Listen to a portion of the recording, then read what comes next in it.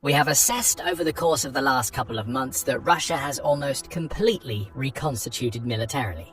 Those are the words delivered by the US Deputy Secretary of State Campbell during a Center for a New American Security event in April 2024.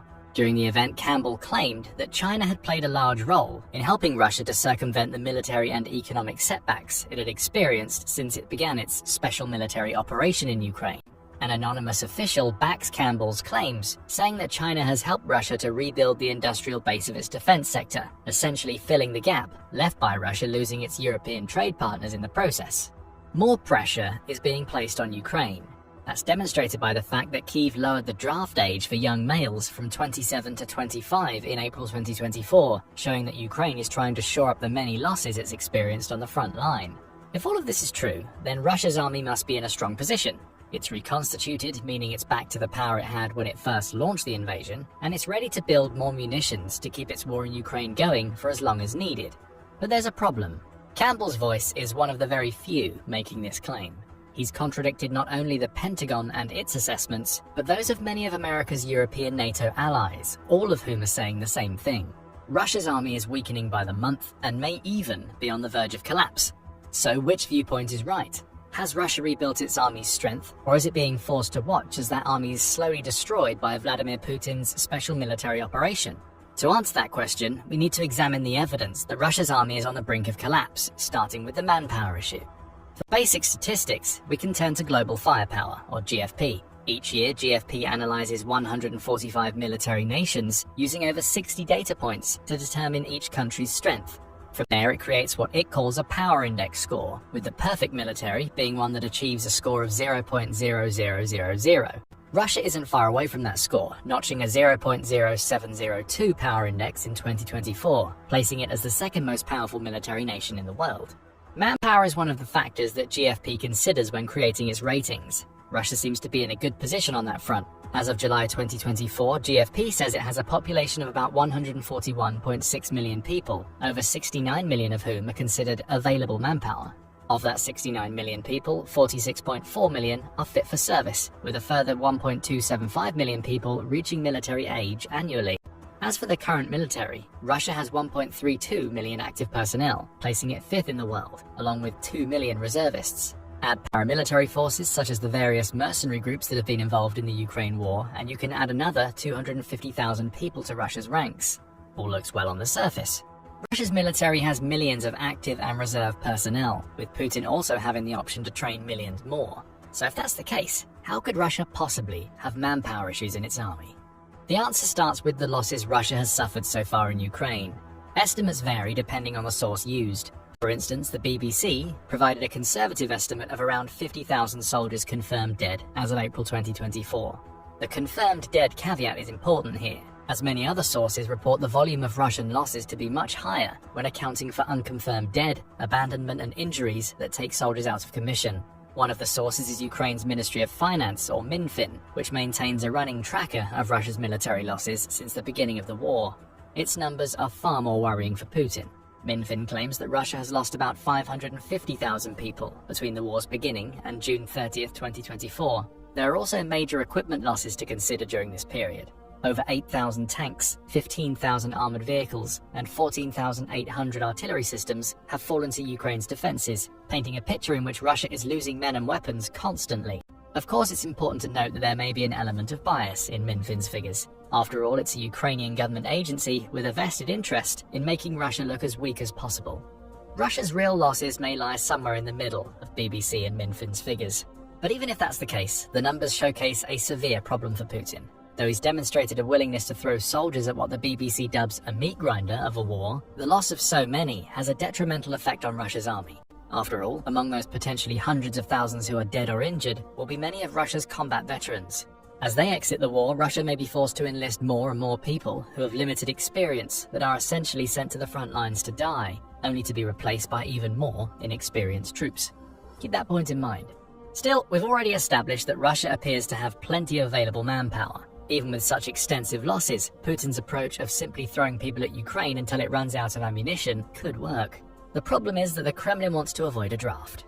That's according to Bloomberg, which notes that Russia is turning to hiring contract soldiers to bolster its army because Putin believes that enacting another draft will result in a mass exodus of people from the country. After all, that's what Russia experienced in 2022 when Russia drafted 300,000 soldiers in the fall of that year.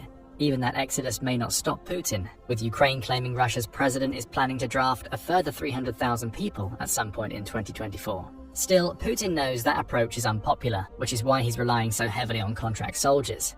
So heavily, in fact, that Russia is trying to get Ukrainians to sign contracts to fight their own country. That's according to Radio Free Europe, which published an article in May 2024 in which it reported Russia making an intense effort to recruit male Ukrainian students in the occupied Luhansk region. One of those students, a 20-year-old who gave his name as Anton, says that recruiters are telling Ukraine's young men that if they sign a contract and don't get mobilized, they'll have a better chance of surviving the war. Russia hasn't been shy about its desire to rely on contract soldiers. The country's former defense minister Sergei Shoigu claimed in December 2023 that Russia had a target of having 745,000 contract personnel in its army by the end of 2024, with those numbers potentially being bolstered by another round of conscription to keep the number of active personnel somewhat consistent with the 1.32 million GFP claims Russia has. Perhaps these efforts are the reason why Secretary of State Kurt Campbell believes Russia is reconstituting its army. Again, that doesn't seem like Russia has a manpower issue, at least until you look into the nature of its contracting efforts. Riddle Russia digs deeper into the issue.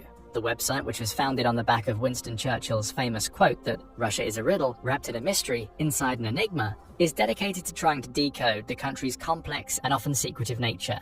It does so by bringing together a community of experts who attempt to analyze the information that comes out of Russia fairly and without bias. Its commentary on Russia's contracted soldier situation is extremely interesting. Riddle says that Russia announced plans in December 2022 to have at least 1.5 million people in its active armed forces by the end of 2026, with 695,000 of those being contracted soldiers. Since then, the plans have been revised multiple times, with the number of projected contracted soldiers dropping to 521,000 in 2023, before rising again to the 745,000 figure Shoigu claimed in December 2023. Through an analysis of contract data, Riddle found that contracting has been accelerating for at least a year. It says that the period between January and May 2023 saw Russia sign approximately 6,000 contracts per week with soldiers. That number jumped up to between 10,000 and 17,000 per week from May 2023 until the end of the year. The only explanation for this increase, Riddle claims, is that there's a clear bureaucratic campaign to achieve the targeted number no matter the cost to Russia. Why does all of this matter? There are two reasons.